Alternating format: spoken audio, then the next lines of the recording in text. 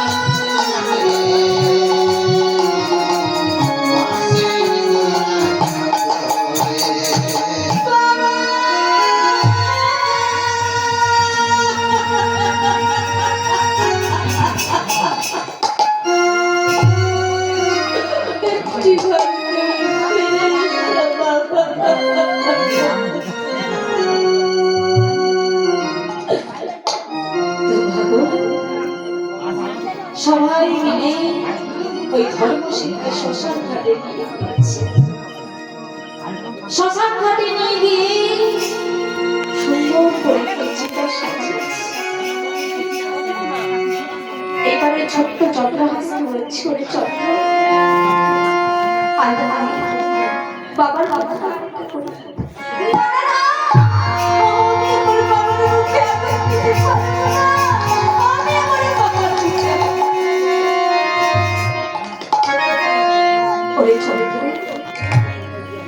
তুই ছাড়া ছাড়া কেউ নেই বাবা, তোকেই তো বাবার বাবার যেই না ওই ছোট্ট চন্দ্র বাবার মুখে আগুন দিয়েছে, ওই ধর মহিলার চিতা দাও দাও করে জ্বলে উঠেছে। আর সেই চিতার মিলিয়ে উঠেছে ভাই ছোট্ট হাসুর গায়ে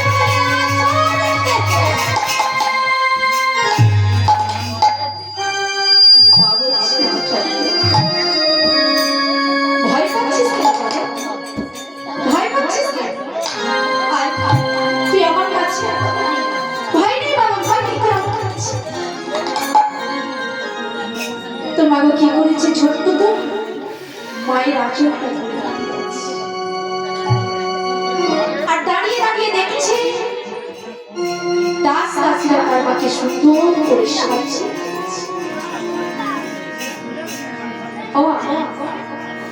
সতীদাহর প্রধান নিয়মটা ঠিকই, মেয়েরা বিয়ের দিন যেমন সুন্দর করে সাজিয়ে, সেদিন হয়তো মেয়েদেরকে স্বামী থেকে সুন্দর দেখায়।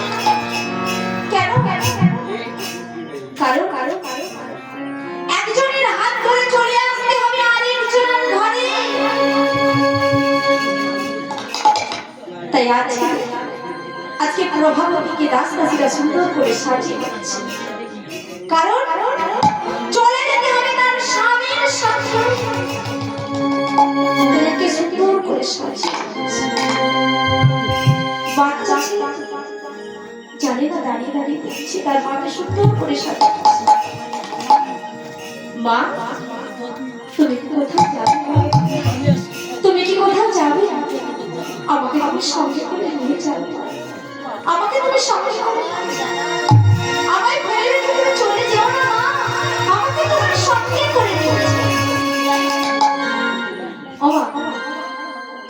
আমরাও যখন সুন্দর করে সাজি না, আমাদেরও ছেলেদের আচরণটাকে ধরে বলে, মা তুমি কোথায় যাবে? আমাকে তোমার সঙ্গে করে নিয়ে যাবে মা, আমাকে তোমার সঙ্গে করে নিয়ে যাবে, আমায় ফেলে রেখে তুমি চলে যেও না মা, আমাকে তুমি সঙ্গে করে নিয়ে যাও। এই প্রভাবতী বলছি, আমি যেখানে যাচ্ছি সেখানে যে কোনো জ্বালা থাকবে না, যন্ত্রণা থাকবে না, ব্যথা থাকবে না, বেদনা থাকবে না, আমি চিরশান্তির জায়গায়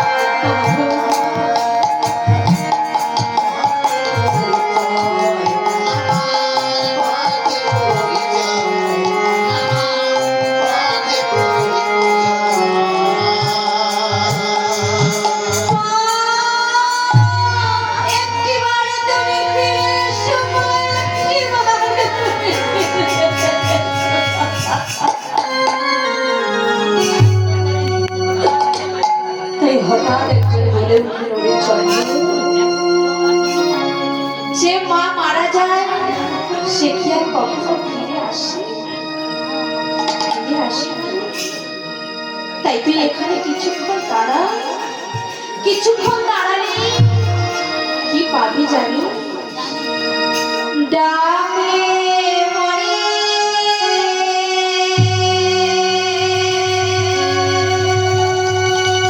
পাবি না রে, পাবি শুধু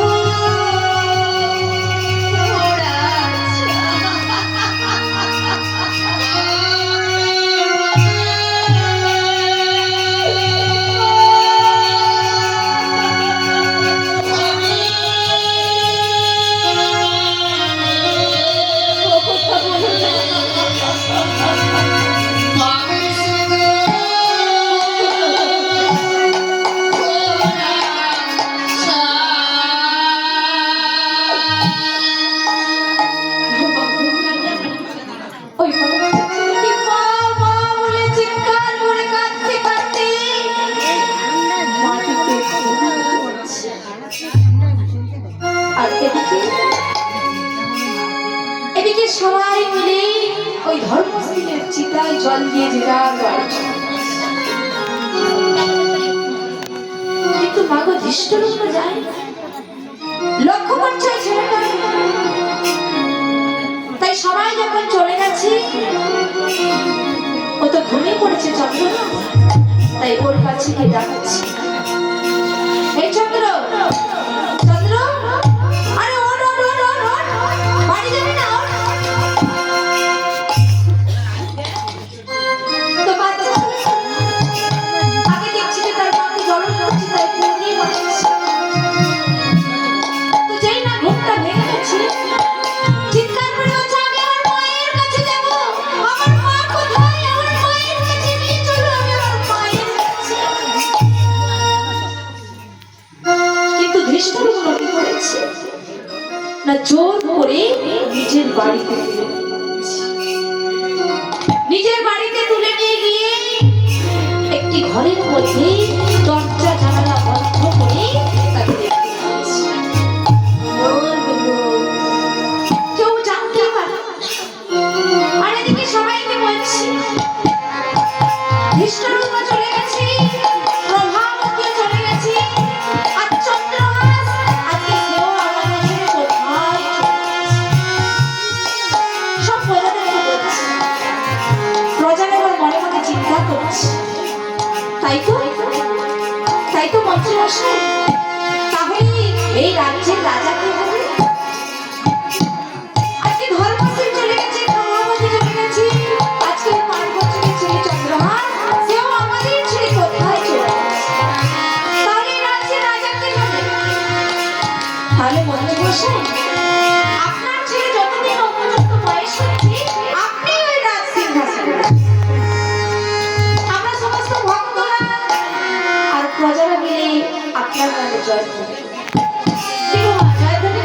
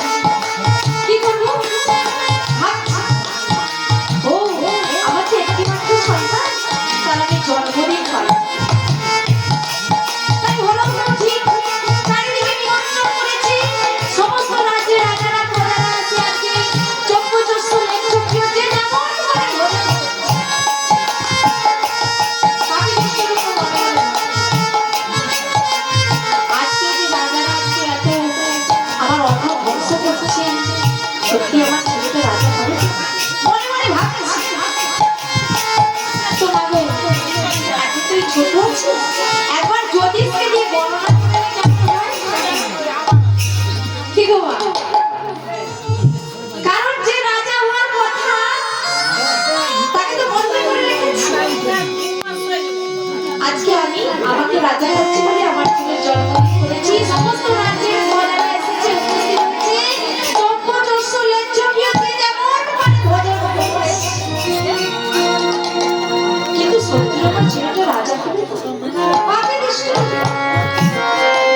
তো একবার জ্যোতিষকে নিয়ে আমি বর্ণনা করি। যেমন কথা তেমন তো জ্যোতিষকে ডাকা হবে। আর জ্যোতিষ কি করেছে না পাওনা মন্ধার লোভে উপস্থিত হয়েছে রাজপ্রাসাদে।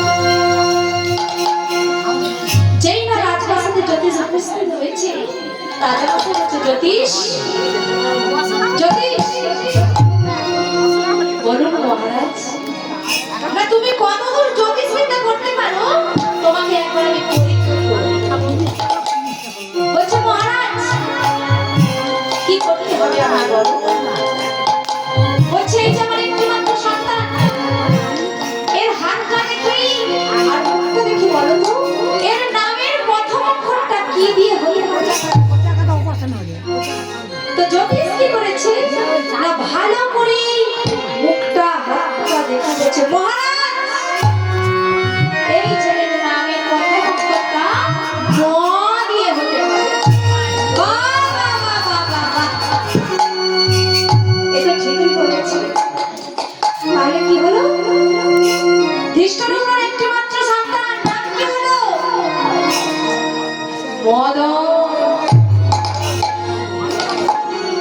বাহ বাহ বাহ, এ তো নামের মহিমা। তাহলে এই রাজকার্যটা কিভাবে চালাবে, রাজ সিংহাসনটা কিভাবে চালাবে একটু বলুন তোমাকে। জ্যোতিষ কি করছে না মদনের হাত ধরা লাগাচ্ছে। আর চন্দ্রহাস কোথায় আছে? ওই ঘরের ভিতরে বন্দি আছে। তাই চন্দ্রহাস ওই অন্ধকার ঘরে বসে বসে আজকে দুঃখে কাঁদছে। মা বাবার জন্য মনটা খুব খারাপ। তাই আজকে অন্ধকার ঘরে বসে বসে গোবিন্দের চরণে প্রার্থনা করছে। কেমন